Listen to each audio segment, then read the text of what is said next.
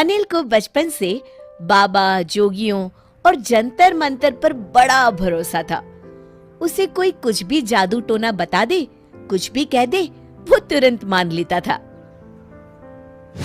अरे अनिल भाई, यहाँ कैसे? ओ मिहिर, कैसे हो? पूरे 10 साल बाद तुम्हें देखा है। बस ठीक हूँ, ऑफिस के काम से 2-3 दिन के लिए यहाँ आया हूँ। अच्छा अच्छा। अरे तुमने आज तक ये हरा पत्थर पहन रखा है? हाँ भाई, कॉलेज के समय पूरी पॉकेट मनी देकर उस जादूगर से पत्थर लिया था। उसने कहा था इसे पहनते ही मैं बड़ा आदमी बन जाऊंगा। तो भाई पत्थर ने कोई कमाल दिखाया? अभी तक तो नहीं, पर मुझे यकीन है जल्द ही कुछ होगा। मैं तो तब भी कहता था, आज भी कह रहा हूँ, ये सब जादू मंत्र कुछ नहीं होता दोस्त। तू देख ना, ये अंगूठी मुझे बड़ा आदमी जरूर बनाएगी। चल, भगवान करे ऐसा ही हो। कुछ दिन बाद अनिल एक विज्ञापन पढ़ता है। चेहरा देखकर भविष्य बताने वाले बाबा। बाबा जी से पूछ आता हूँ, मेरा भाग्य कब बदलेगा? अनिल बाबा के पास जाता है। आइए आइए, ये बाबा हिमालय से आए हैं। 25 सालों तक बर्फ में रहने के बाद बाबा ने ये सिद्धि पाई है। सिर्फ 5,000 रुपए दीजिए और अपना भविष्य देखिए। 5,000? ये तो बहुत ज्यादा है, कुछ कम नहीं हो सकता क्या? यहाँ क्या प्याज बिक रहा है जो तुम मोल भाव कर रहा है? पूरे पैसे निकाल वरना निकल ले। अरे नहीं नहीं, मैं तो मजाक कर रहा था। ये लो पैसे। बाबा जी, मैं बहुत परेशान हूँ। 10 साल से बड़ा आदमी बनने के सपने देख रहा हूँ। ये सपने कब पूरे होंगे? कभी नहीं। तेरे चेहरे पर लिखा है, तू अगले 2 महीने में मर जाएगा। ये आप क्या कह रहे हैं बाबा जी? यही सच है। अनिल रोते रोते घर आता है। रात भर वो कुछ सोचता रहता है। सुबह होते ही वो बैंक चला जाता है। सर, मुझे 1 करोड़ का लोन चाहिए। ठीक है, आप जरूरी कागज ले आइए। अनिल को लोन मिल जाता है। अगले दिन, बानी, ये लो तुम्हारे नए बंगले की चाबियां। अब तुम्हें इस छोटे से घर में रहने की कोई जरूरत नहीं है। क्या बात कर रहे हैं जी? हाँ, सही कह रहा हूँ। जल्दी तैयार हो जाओ, तुम्हें अपना नया बंगला दिखा कर आता हूँ। बानी तैयार होकर बाहर आती है तो देखती है बाहर एक चमचमाती कार खड़ी है। क्या क्या ये कार हमारी है? हाँ हाँ, हमारी ही है। आओ बैठो। अनिल बानी को बंगला दिखाकर घर ले आता है। अगली सुबह, बानी, अगले महीने हम बंगले में शिफ्ट हो जाएंगे। उससे पहले सिंगापुर घुमाते हैं। क्या ये सब क्या हो रहा है? कहीं मैं सपना तो नहीं देख रही? नहीं, ये सब सच है। घूम के आते हैं, फिर मैं तुम्हें सब बताऊंगा।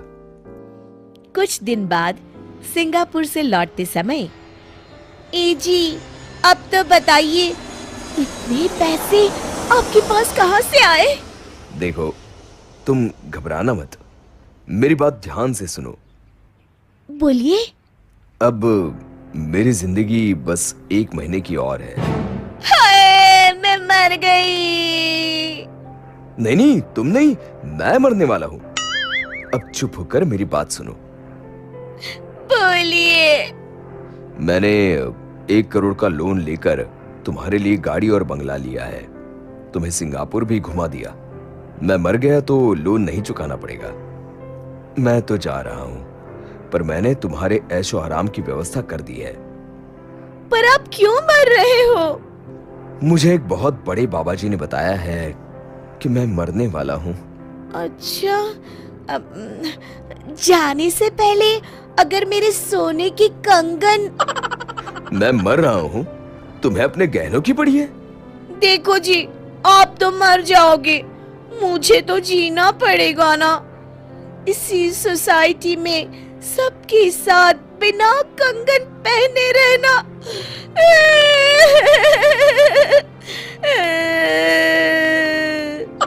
अच्छा, चलो कुछ पैसे बचे हैं, तुम कंगन भी ले ही लो। 1 महीने बाद। ये बंगला तो बहुत सुंदर है जी। मुझे क्या, मैं तो अब मौत के दिन गिन रहा हूँ। गिनने की कोई जरूरत नहीं, मुझे सब याद है। कल 2 महीने होने वाले हैं। हे भगवान, कैसी बीवी दी है तूने मुझे, मेरी मौत का दिन याद किए बैठी है। अगली रात। अभी तक मुझे कुछ नहीं हुआ, हो ना हो आज रात को ही मेरा टिकट कट जाएगा। अब कहाँ जाने की टिकट कर रहे हैं जी? मैं भी चलूंगी। चल, मरने जा रहा हूँ, तू भी चल। ओह, अच्छा अच्छा, नहीं नहीं नहीं, मैं तो यूं ही कह रही थी। हे भगवान, मैं मरना नहीं चाहता, कुछ करो प्रभु।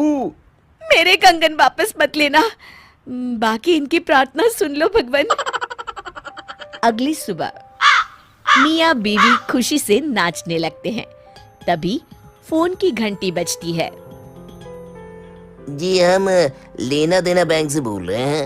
आपकी पहली किश्त 1 लाख रुपए अब तक नहीं आई है। आप जल्दी कीजिए वरना हमें पुलिस भेजनी पड़ेगी। हाय राम, ये तो मैं भूल ही गया। अब क्या होगा, कहाँ से लाऊंगा इतने पैसे? 1 लाख देने होंगे, इससे तो अच्छा आप। अरे भगवान, चुप हो जा।